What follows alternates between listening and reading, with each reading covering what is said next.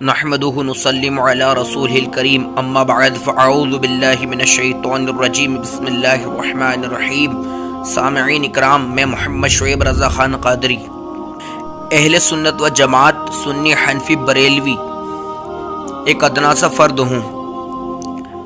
یہ جو آپ بلیک شرٹ کے اندر جو ہے دیوبندی کا فوٹو دیکھ رہے ہیں، یہ اندور شہر کانکڑ چھیتر کا رہنے والا ہے، اور میں بھی اندور شہر کا ہی رانی پورہ چھیتر کا رہنے والا ہوں۔ اس شخص نے مجھے کہا کہ مجھ سے مناظرہ کر لے۔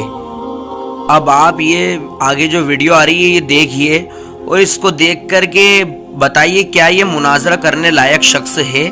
ہم اہل سنت و جماعت کا یہ ایمان ہے کہ قرآن کے اندر کوئی بھی شک کرے وہ بالکل کافر ہے، قرآن کی آیتوں میں شک کرے وہ بالکل کافر ہے، قرآن کے تعلق سے کہے کہ اس میں معاذ اللہ استغفر اللہ کچھ صحیح ہے کچھ غلط ہے، اس طرح کا کوئی جملہ کہے تو وہ قطعاً کافر ہے، کیونکہ اللہ تعالیٰ نے قرآن فرمایا ہے ذالک الکتاب لا ریب فیہ، اس کتاب میں کوئی شک کی گنجائش نہیں۔ اب کوئی شخص کہے کہ معاذ اللہ استغفر اللہ کہ قرآن کے اندر کچھ صحیح ہے کچھ غلط ہے، تو وہ شک بالکل قطعاً کافر ہے۔ اب اس یہ آگے جو ویڈیو آ رہی ہے آپ یہ دیکھیے ویڈیو۔ اس دیوبندی سے ہمارے ایک سنی بھائی نے پوچھا کہ دلیل قطعی کی ڈیفینیشن بیان کرو، تو دلیل قطعی میں کیا جملہ بولا انہوں نے، ذرا غور کرنا اس جملے پر۔ یہ جملہ بالکل جو ہے قابل غور ہے، توجہ ہے، اور اس جملہ کہنے پر ان کو شعور بھی نہیں ہے کہ میں کیا بول گیا ہوں، ان کو بولنا کیا تھا اور یہ کیا بول گئے۔ دیکھو 4-5 سال ہو گئے یہ ویڈیو کو، مگر انہوں نے اس اپنے جملے سے رجوع تک نہ کیا۔ دیکھیے آپ یہ ویڈیو میں کیا کہہ رہا ہے یہ دیوبندی، معاذ اللہ استغفر اللہ۔ آپ نے بولا کیوں؟ دلیل قطعی کی ڈیفینیشن آپ نے بولا کیوں؟ دلیل قطعی میں وہ چیز آتی ہے جو قرآن کی صحیح آیت، مطلب قرآن کی آیت جن کا ایک ہی معنی نکلتا ہے، ٹھیک ہے شریعت۔ دلیل قطعی میں وہ چیز آتی ہے جو قرآن کی صحیح آیت، مطلب قرآن کی آیت جن کا ایک ہی معنی نکلتا ہے، ٹھیک ہے شریعت معنی نکلتا ہے، ٹھیک ہے۔ اور دلیل قطعی میں وہ چیز آتی ہے جو قرآن کی صحیح آیت، مطلب قرآن کی آیت جن کا ایک ہی معنی نکلتا ہے، ٹھیک ہے شریعت معنی نکلتا ہے، ٹھیک ہے۔ اور تو کیا معاذ اللہ استغفر اللہ دیوبندی کے نزدیک قرآن کے اندر غلط آیت بھی ہے کیا؟ معاذ اللہ جو یہ جملہ کہہ رہا ہے کیا غلط آیت بھی ہے؟ معاذ اللہ استغفر اللہ۔ جب ہمارے بھائی عاقب رضا نے بولا کہ ہم جو ہے علماء دیوبند صاحب پوچھئے کہ یہ جو عقائد کی کتاب کس درجے کی کتاب ہے، تو بولتے علماء دیوبند کو چھوڑو، علماء دیوبند کیا قرآن ہے کیا؟ بولتا ہے علماء دیوبند کیا قرآن ہے کیا؟ دیکھیے سنیے کیا بولتا ہے۔ آپ علماء دیوبند کو چھوڑو، کیوں آپ کے نزدیک تو کیونکہ آپ کے نزدیک تو عزت نہیں رکھتے۔ میں نے طے کیا کرا تھا، دیوبند کی بات کہاں سے لا رہا ہوں؟ قرآن نے کیا علماء دیوبند؟ آپ تو دیوبند سے کہہ رہا تو وہی کہہ رہا ہوں۔ میں نے کیا کی بات کہاں سے لا رہا ہوں؟ قرآن نے کیا علماء دیوبند؟ آپ تو دیوبند سے کہہ رہا تو وہی کہہ رہا ہوں۔ دیوبند کی بات کہاں سے لا رہا ہوں؟ قرآن نے کیا علماء دیوبند؟ آپ تو دیوبند سے کہہ رہا تو وہی کہہ رہا ہوں۔ دیوبند کی بات کہاں سے لا رہا ہوں؟ قرآن نے کیا علماء دیوبند؟ آپ تو دیوبند سے کہہ رہا تو وہی کہہ رہا ہوں۔ دیوبند کی بات کہاں سے لا رہا ہوں؟ قرآن نے کیا علماء دیوبند؟ آپ تو دیوبند سے کہہ رہا تو وہی کہہ رہا ہوں۔ قرآن سمجھنا ہے تو دیوبند شمس میں سمجھنا ہوگا، مولانا اشرف علی صاحب تھانوی سے سمجھنا ہوگا، مولانا اشرف علی صاحب تھانوی سے سمجھنا ہوگا۔ قرآن دیوبند کی بات کہاں سے لا رہا ہوں؟ قرآن نے کیا علماء دیوبند؟ آپ تو دیوبند سے کہہ رہا تو وہی کہہ رہا ہوں۔ دیوبند کی بات کہاں سے لا رہا ہوں؟ قرآن نے کیا علماء دیوبند؟ آپ تو دیوبند سے کہہ رہا تو وہی کہہ رہا ہوں۔ قرآن سمجھنا ہے تو دیوبند شمس میں سمجھنا ہوگا، مولانا اشرف علی صاحب تھانوی سے سمجھنا ہوگا، مولانا اشرف علی صاحب تھانوی سے سمجھنا ہوگا۔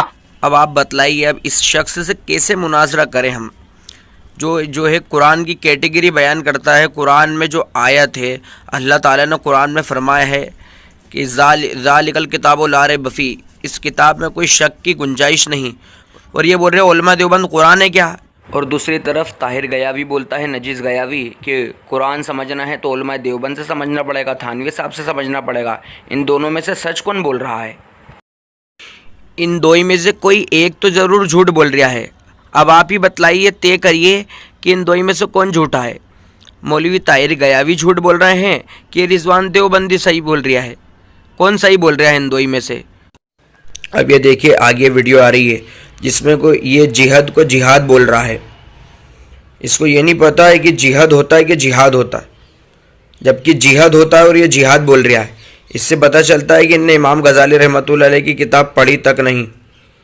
मेरी बात सुनो, मैं आपको बताता हूँ, मेरी बात सुनो। इहिया उलूम के अंदर जो लवल उठाओ उसके अंदर लिखा है कि जगह अल्लाह को जगह से पाक मानना जरूरी है। भाई वो जिहाद का जिक्र, क्या जगह का जिहाद? जिहाद का जिहाद यानी समझते हो? कि डायरेक्शन। जिहाद होता है वो भाई जिहाद नहीं होता है वो। मेरी बात सुनो, डायरेक्शन होता है जिहाद वो। होता है, जिहाद के साथ में जगह का भी इस्तेमाल में लिखवा लो, इहिया उलूम खुलवा लो भाई बात देखते जाइए आप इसकी जहालत। आगे और वीडियो आ रही हैं और क्लिपें छोटी छोटी जिसमें ने जो है क्या क्या जहालत करी है।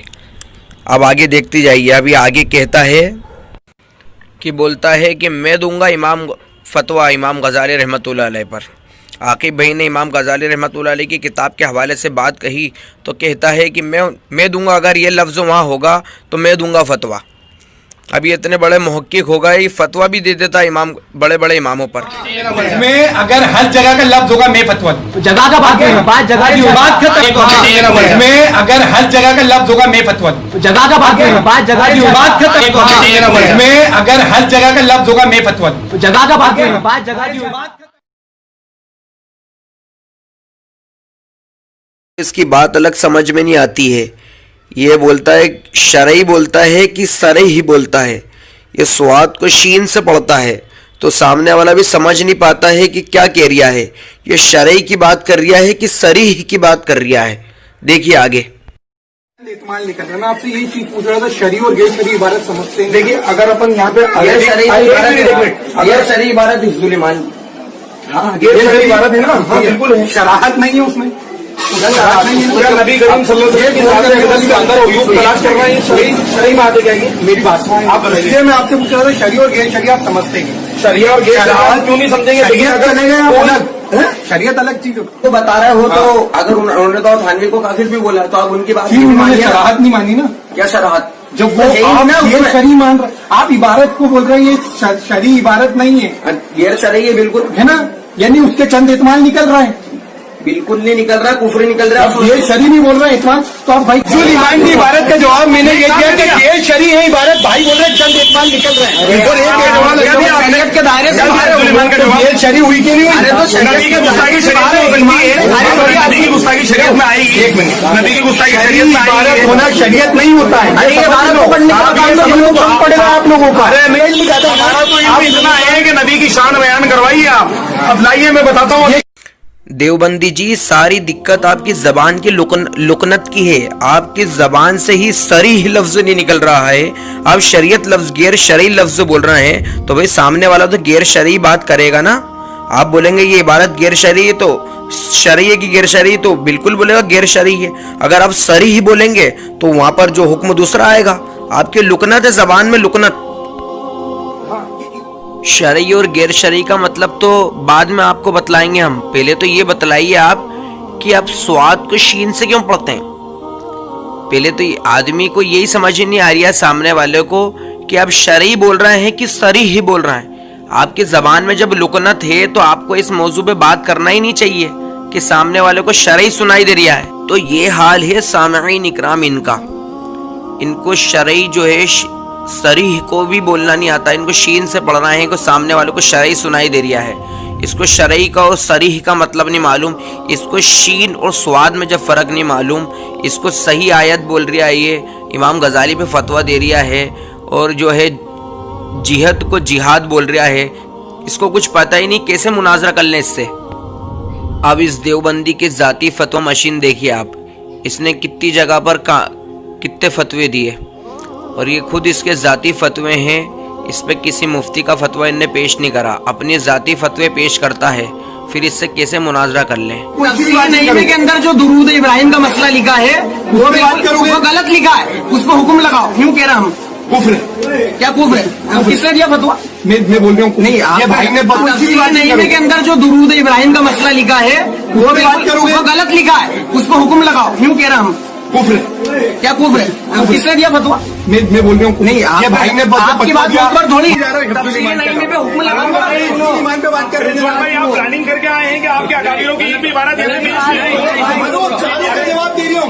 4 इबारत पर कुफ्र का फतवा अहमद रजा खान साहब ने लगाया है, उनको कुफ्र और ईमान की समझ नहीं थी, मिलेगा फतवा। में अगर हर जगह का लफ्ज होगा मैं फतवा दूं। जगह का बात है, बात जगह की बात खत्म। में अगर हर जगह का लफ्ज होगा मैं फतवा दूं। जगह का बात ना करा है। अरे तो तुमने क्या बोला? इमाम बुखारी की नहीं मानूंगा, हुजूर अलैहिस्सलाम की मानूंगा। तो उसमें तो नाज़रीन इकराम, ये मसला है।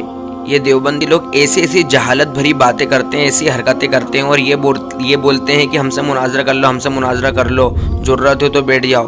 अरे तो इनकी जहालत भरी बातें सुनेगा कौन? अगर हमारे अंदर ज़रूरत थी जभी तो हम पत्ती बाज़ार के अंदर बैठ भी गए थे इन देवबंदियों के सामने।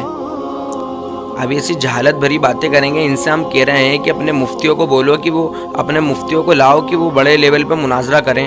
इनके मुफ्तियों को तौफीक नहीं हो रही है कि बरेलवी उलमाओं से हमारे अकाबिरों के कुफ्र पे तौबा करें। और इन लोगों को छोड़ दिया, इन जाहिलों को छोड़ दिया है मैदान में। जो है इनके मौलवियों ने, इनके मुफ्तियों ने इन जाहिलों को छोड़ दिया कि जाओ तुम ही हमारा नाम रोशन करो। तो जब ये उनके शागिर्द हैं, ये लोग जब शागिर्द ऐसे हैं तो इनके उस्तादों का क्या हाल होगा फिर? और ये देवबंदी यतीमुल इल्म लोग, इनके इल्म का ये आलम है। जब इनको अहले सुन्नत वल जमात, सुन्नी हनफी बरेलवियों का कोई बंदा इनके कुफरिया अकायद पर इनको एक्सपोज करता है, इनके जवाब देता है, तो ये इतनी टुच्ची हरकत और इतनी नीच हरकतों पे उतर आते हैं कि जब इनसे जवाब नहीं देते बनता है तो ये लोगों के चैनल पर कॉपीराइट मारते हैं। जैसा कि आप स्क्रीनशॉट देख रहे हैं, इसके अंदर इस देवबंदी ने, रिजवान देवबंदी ने कॉपीराइट मारा था और हमारे चैनल को गूगल पे से, यूट्यूब पे से हटवा दिया। मतलब इतनी नीच हरकत पे भी उतार आते हैं ये कि बेचारे यतीमुल इल्म लोग जब इनसे जवाब नहीं बनता है तो कॉपीराइट मारते हैं। अबे जब तुम्हारे अंदर हक सुनने की सलाहियत नहीं है तो तुम आते क्यों हो मुँह उठाए? जब तुम्हारे को हक सुनने की सलाहियत नहीं है, जवाब देने की तुम्हारी ताकत नहीं है, तुम्हारी हैसियत नहीं है, तो तुम जवाब बरेलियों के सामने देने आते क्यों हो? और अब जब कोई बरेलवी तुम्हारे को जवाब दे रहा है तो उसको बर्दाश्त करो, उसको सुनो।